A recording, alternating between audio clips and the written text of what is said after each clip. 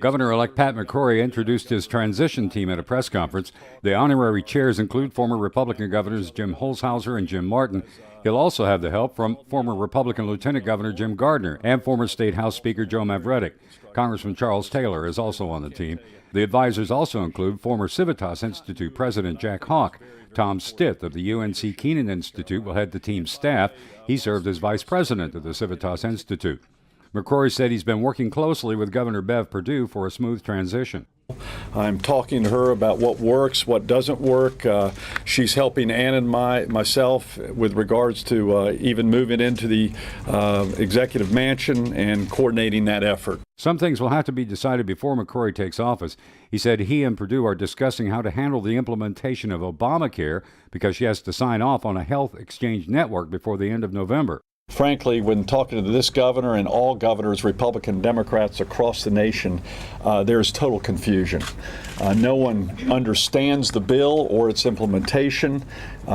Sadly, it wasn't talked much about that during the last 6 months, but now that it's come to a head, everyone's reading the fine details of the bill that's been passed over a year ago. So I'm going to be working with Governor Perdue, and also I'm going to be, in fact, I'm in a conference call, I think tomorrow, with other governors across the nation and discussing the pros and cons of the exchange, the ramifications of getting on the exchange or not getting on the exchange.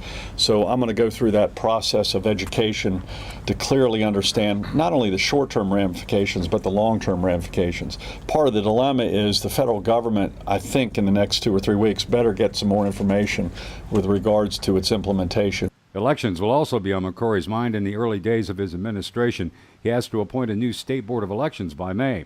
It consists of 3 Democrats and 2 Republicans currently. Under a Republican governor, GOP members would hold the majority, and they could change internal procedures and policies.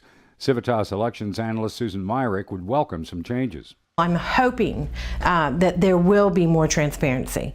I would like to see everything they do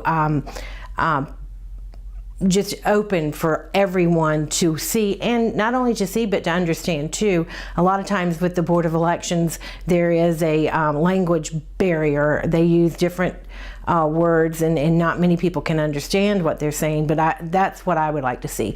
I hope with a new administration, education will be at the forefront, education for everyone, not just for a few.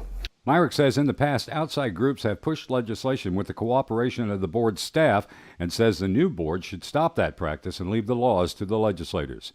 I'm Matt Willoughby.